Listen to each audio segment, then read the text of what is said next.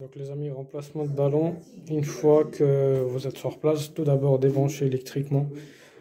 Je vais vous montrer comment ça se passe sur le tableau électrique après. D'abord, il faut débrancher électriquement. Avant de débrancher électriquement, vérifiez dans le tableau d'électricité, vous avez soit un déjanteur ou soit un relais jour et nuit. Donc débranchez ça, après vous mettez le ballon en vidange. Une fois que vous êtes débranché complètement électriquement, là vous ouvrez, voilà, vous l'ouvrez comme ça, il va se vidanger dans ce sens là au niveau de groupe sécurité. Pour faire une prise d'air, moi j'ai un ballon de 200 litres, donc ça va prendre peu d'une heure, donc il faut débrancher le flexible pour qu'il fasse en prise d'air, l'air il va rentrer, ce qui va faire que l'air il va pousser l'eau vers le bas et ça va se vidanger ici.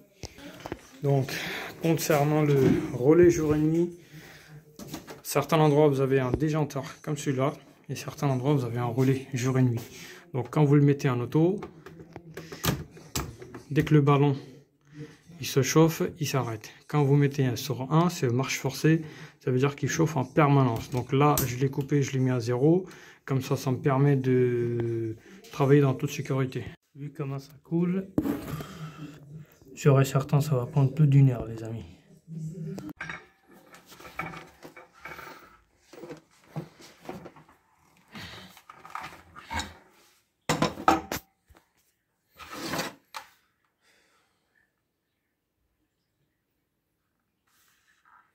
Le raccordi électrique, les amis, il faut toujours mettre sur l'eau chaude. Bien sûr, sur l'eau froide, il y a certains endroits qui le fournit le raccordi électrique. Sur certains ballons, on n'en a pas sur raccord là. Donc là, quand le ballon qui est en train de vidanger, entre temps, j'ai préparé chalumeau, les trépieds et le ballon sur place. Pour le raccordement de ballon et pour sécurité, par sécurité, pour que le ballon ne soit pas trop entartré avec la calcaire, mettez toujours fil joint, c'est le meilleur, les amis. Moi je déteste la filasse sur des endroits comme ça. Après quand c'est des gros raccords, oui ça passe, mais sur ballon et sur des petits raccords à l'intérieur de l'appartement, mettez toujours le fil joint. Alors pour éviter de perdre de temps, j'ai déjà mis en place le trépied, les fixations. Par contre là le ballon il prend son temps encore, donc je laisse le ballon. Je me suis trompé, c'était pas 200 litres, c'était 300 litres. Donc c'est normal qu'il a pris plus de 2 heures.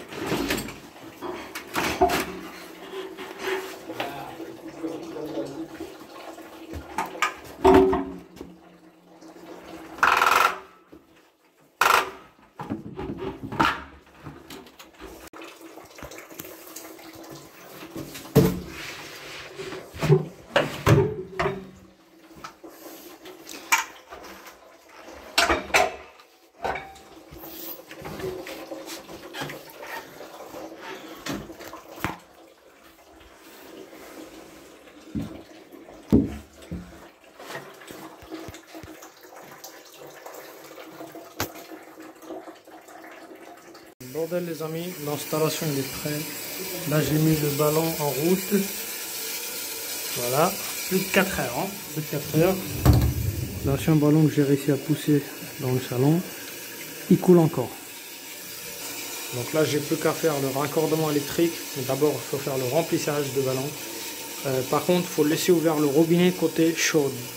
Comme ça quand on fait le remplissage, l'air qui est à l'intérieur de cuve, il va sortir vers le robinetterie de côté eau chaude.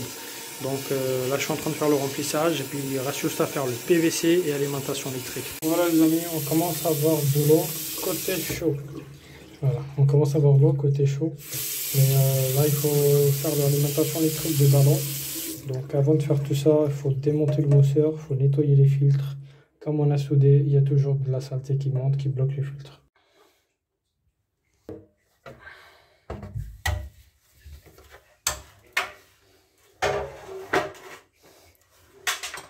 Donc là les amis, on va faire le raccordement. Avant de faire le raccordement électrique, il faut être sûr au niveau de branchement. Alors sur cette partie là, on n'a pas de phase et neutre, donc on peut le mélanger n'importe laquelle. Par contre sur les certains, vous avez une phase et neutre. Pourquoi? Parce que ici c'est un ballon avec une carte mère, d'accord, et la terre, on va venir se raccorder ici. Donc là le ballon il est froid parce que j'ai fait un remplissage d'eau d'abord. Voilà, voyez. Donc là c'est parti, on va faire le raccordement électrique.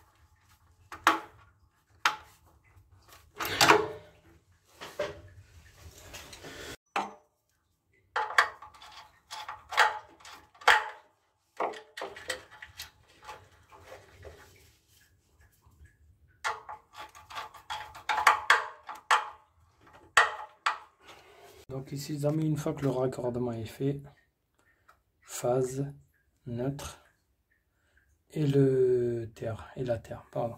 Donc là moi je peux pas passer par là parce que moi j'ai un bout de câble qui me reste, c'est pas assez, donc là je vais faire un petit percement ici. Hop, je vous montre. Du coup les amis, une fois on a fait tout le raccordement, donc là on va mettre le relais jour et nuit sur le marche forcée numéro 1. Je le mets pas sur l'auto, je le mets sur 1. On va le laisser chauffer pendant 3 à 4 heures et après on va le mettre sur l'auto. On va voir qu'est-ce que ça donne. Voilà. Là, ça donne une lumière rouge, orange, un truc comme ça. Donc ça permet de montrer qu'il est en train de chauffer. Donc petit à petit, je vais commencer à entendre du bruit de ballon. Bruit de thermostat plutôt. Donc là les amis, le raccordement il est bon, il reste plus qu'à refermer le cache et c'est parti. Il faut attendre 3 à 4 heures et après l'eau il va commencer à chauffer.